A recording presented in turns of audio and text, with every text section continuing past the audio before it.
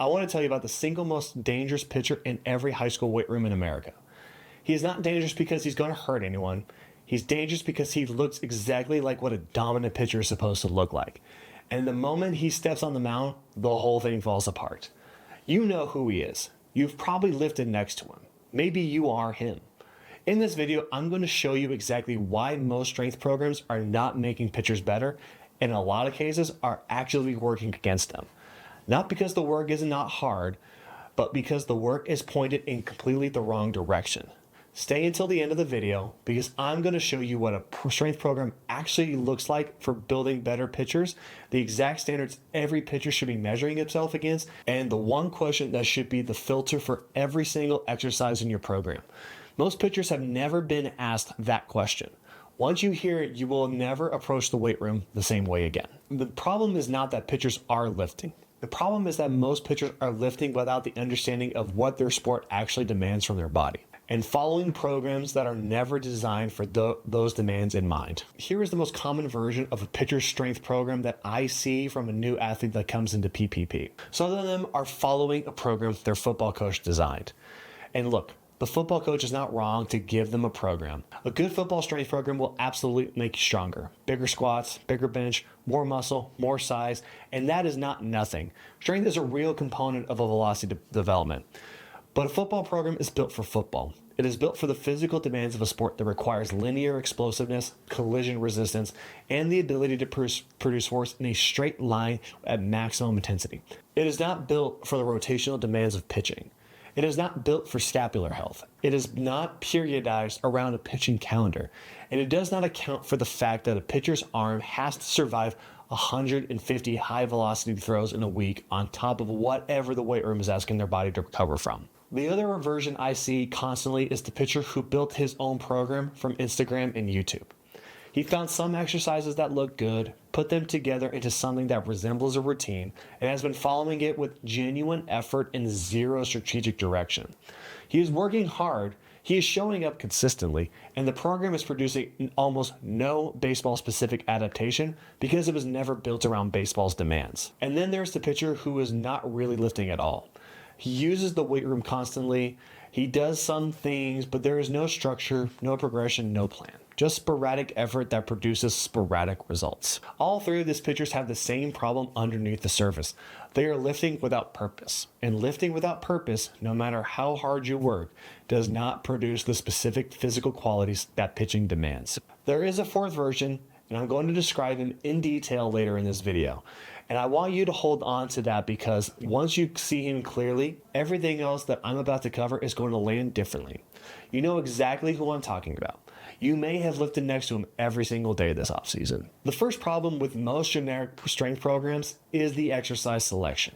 And the issue is not that the exercises are bad exercises in general, it is that they are the wrong exercises for the specific demands of pitching. Pitching is a rotational sport. The force that produces velocity does not travel in a straight line. It travels rotationally through the kinetic chain from the ground, through the hips, through the torso, through the shoulders, and out through the fingertips. Every link in that chain has to be strong, mobile, and able to transfer force efficiently. And the exercises that build those qualities are fundamentally different from the exercises that build a bigger bench or a bigger squat. A pitcher's program has to prioritize rotational power and anti-rotational strength. Medicine ball work, medicine ball rotational throws, scoop tosses, side throws, trains the body to produce and transfer force efficiently and rotationally at a high speed. Landmine presses train rotational stability through the core and the shoulders simultaneously. These are not accessory exercises. They are essential to what pitching demands. Unilateral strength is non-negotiable. Pitching happens on one leg. The stride, the landing, the force transfer through the front side, all of it requires single leg stability and strength that bilateral exercises do not develop the same way. Rear foot elevated split squats, single leg Romanian deadlifts. These exercises build the unilateral stability that pitching mechanics require. And they finish the left-right imbalances that accumulate over years of throwing the same arm over and over. And here is the one most generic programs completely ignore: scapular health and upper back strength. The muscles around the shoulder blade are responsible for decelerating the arm after every single throw. They absorb the force of a pitch after ball release, which means they take more stress than almost any other muscle group in the pitcher's body. A program that does not prioritize rows, pull variations, band pull aparts, and rotator cuff work is leaving the arm unprotected. And underneath scapular stability is a balance issue most programs never address: the ratio between shoulder external rotation strength and internal rotation strength. Pitching is an internally dominant movement. Every throw places a significant demand on the internal rotators, while the external rotators work to decelerate the arm after release. Most generic programs train push movements heavily and neglect pull movements entirely. The result is a shoulder where internal rotation strength significantly outpaces external rotation strength.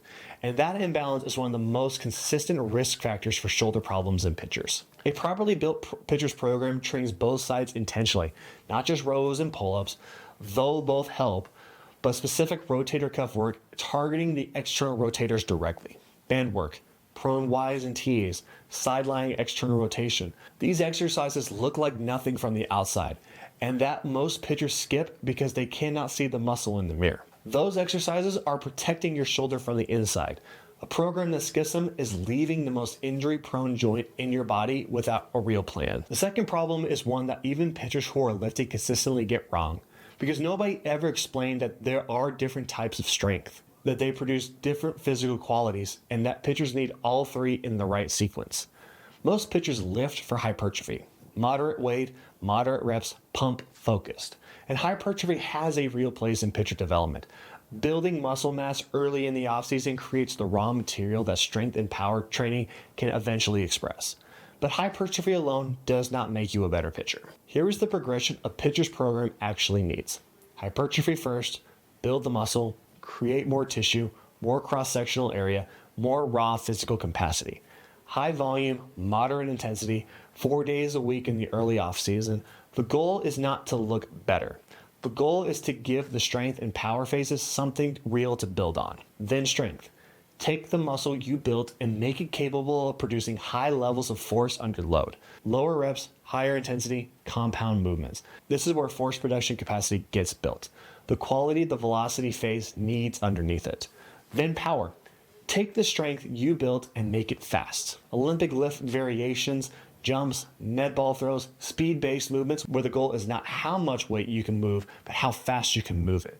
Because velocity is not just about force, it is about rate of force development. A program that skips this progression and keeps a pitcher in hypertrophy mode all year long, or jumps straight into power work without a strength foundation, is leaving significant velocity on the table. Let me give you something concrete. Because one of the reasons pitchers stay in the wrong program for so long is that nobody ever gave them a target to measure themselves against. Here are the actual standards I use with every pitcher inside PPP. Be honest with yourself as I go through these. Body weight first. My minimum target is 2.5 times your height in inches. 6 feet tall, 180 pounds minimum. My preferred target is 2.7 times your height, 194 pounds for that same pitcher. Below the minimum, you do not have enough lean mass to generate the ground force and rotational power that elite velocity requires. Now the strength standards. Hold these against where you actually are right now. Trap bar deadlifts, 2.25 times your body weight. Elite threshold is 405 to 450 pounds. When you hit that number, additional strength gains on this lift start producing diminishing returns on velocity. Until you hit it, lower body strength is one of the primary limiting factors on your ceiling. Squat, 350 pounds for 5 reps. Bench press, 1.25 times your body weight. Hip thrust, 500 pounds. Dumbbell row, 100 to 105 pounds for 5 clean reps. This is the upper back and the scapular strength standard. And this is one most pitchers are furthest from, because most programs deprioritize pulling movements. If you cannot row 100 pounds with clean form, your shoulder blade is not strong enough to decelerate your arm safely at high velocity. That gap is not minor, it is structural. Pull-ups, 12 strict neutral grip reps, palms facing each other. Full extension at the bottom, controlled descent. The neutral grip is non-negotiable for pitchers. A supinated grip increases stress on the medial elbow, the same area where your UCL injuries occur. Every pull-up a pitcher does should be neutral grip. The controlled descent is where scapular stability is actually trained. Rush it and you are leaving the most important part of the movement on the table. Once you can do 15 or more strict pull-ups, stop chasing reps. The relative strength quality is trained. Move to weighted variations or explosive pulling movements. Grip strength. I want a minimum of 60 kilograms on a hand diameter, with 65 or above preferred. Grip strength is one of the primary stabilizers of the elbow joint. Every throw places the forearm musculature under a load to stabilize the medial elbow. A pitcher with weak grip strength is a pitcher with an elbow that is not adequately protected during the throw. Test it. If you are below 60, grip training is not optional right now. Here is the number that changes the program once you hit it. When a pitcher reaches roughly 365 on the squat, 405 to 450 on the deadlift, and 225 on the bench, additional strength gains begin producing significantly less velocity return. At that point, the program shifts entirely, converting the strength you have into power and speed, rate of force development, explosive output, rotational velocity. That is where velocity gains live beyond the strength threshold. Write down these numbers, test yourself honestly against each one this week. That gap between where you are and where these standards say you should be, that is the gap in this map. It tells you exactly what the weight room needs to be building right now. And here is the question that connects that standard to your program. Look at your current program and ask, is this program specifically designed to close these gaps? If the answer is no, you know why the work has not been translating to the mound. And that brings us directly to the third problem. The third problem ties everything together, and it is the reason that even pitchers doing some of the right exercises are not getting the results the weight room should produce. In-season lifting has to look completely different from off-season lifting. Most pitchers either stop lifting entirely in season because someone told them it will hurt their arm, or they try to maintain their off-season program and end up chronically fatigued by May. Both are wrong. The right answer is maintenance lifting, structured, intentional, low-volume sessions that keep the physical qualities you built in the off-season from eroding across a competitive season. 3 days a week maximum, full body, 20 to 30 minutes. The goal is not to get stronger in off-season. The goal is to stay strong. A pitcher who lives intelligently in season ends the season performing at the same level they started at. A pitcher who stops lifting entirely loses his physical base by mid-season. And a pitcher who tries to keep his off-season volume through April and May watches his volume trend down as accumulated fatigue compounds. The off-season is when you build. The in-season is when you protect what you built. A program that does not understand the difference between those two states is not a pitcher's program, regardless of how many good exercises are in it. Now, the fourth problem. I told you at the start of the video I was going to describe someone specific. Here he is. He's the first one to the bar. He loads it heavy before he's even warmed up. Not properly anyway. A few arm circles, maybe a body weight squat, and then straight to the working sets because the warm-up is not the part people watch. His form breaks down under load and he does not care. The weight is moving, and that is the point. The eccentric, the slow controlled lowering where tendon strength is actually built, gets skipped entirely because lowering the bar slowly is not impressive. He drops it, loads more, goes again. He does not do mobility work. He does not do rotator cuff work. He does not do band pull aparts or single leg stability work or T-spine mobility circuits that do not look like anything from the outside, but are quietly doing the most important work in the entire session. Here is what he looks like when he walks onto a baseball field. Stiff, immobile, unable to get into the positions his mechanics require because years of heavy bilateral loading with no mobility work have left him with hips that cannot rotate and a thoracic spine that cannot extend. He has the size, he has the muscle, and none of it is accessible on the mound because the body has never trained to use it rotationally at a high speed. He cannot load his back hip properly because his hip flexors are too tight to load. He cannot create separation between his hips and his shoulders because his T-spine mobility will not permit it. He cannot decelerate the arm safely after ball release because the muscles around the shoulder blade were never specifically trained to do that job. The velocity the body should be capable of producing, given the size and the muscle mass, never shows up on the radar gun because the system cannot express what is built. That is ego lifting. And it is not just failing to help pitchers, it is actively building physical qualities that work against the movement demands of the sport. The pitcher who ego lifts for 3 years arrives at his junior year bigger and stronger than almost anyone on his team and throws the same velocity he did as a freshman. Because the program was never pointed around the mound. It was pointed at the mirror. You are not behind because you did not work hard enough. You are behind because nobody ever asked you the question that every rep in the weight room should be answering. Here is the question. Ask about every exercise in your program before you do it again. How does this make me a better pitcher? Not how does this make me look stronger? Not how does this compare to the guy next to me lifting? How does this make me a better pitcher? When that is the standard, everything changes. Exercise selection changes. The warm-up becomes non-negotiable. The mobility work becomes a priority. The eccentric phases get respected.